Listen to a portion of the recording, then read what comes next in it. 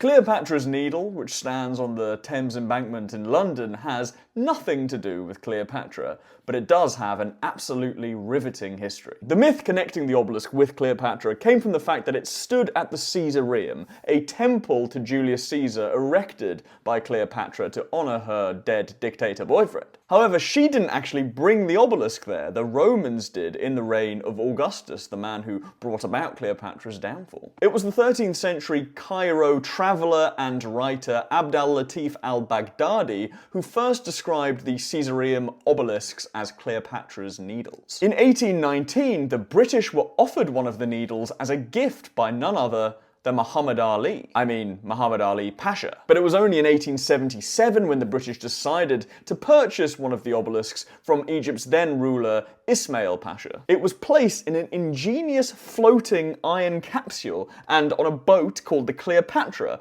but it almost didn't make the journey home. A vicious storm in the Bay of Biscay ended up drowning Cleopatra's 6 crew, and its escort ship, the Olga, could not find them. The needle was given up for lost until it was spotted floating in its container a few days later. Many years on from then, in 1917, a German bomb landed just a few meters away from the obelisk, spraying the gaudy Victorian sphinxes which flank the monument with shrapnel. You can still see the holes to this day. But the supreme irony of the obelisk being associated with Cleopatra is that she reigned through ancient Egypt's downfall, while the man who commissioned the obelisk, some 1400 years earlier, was the person who brought ancient Egypt to the absolute pinnacle of its power. Who am I talking about?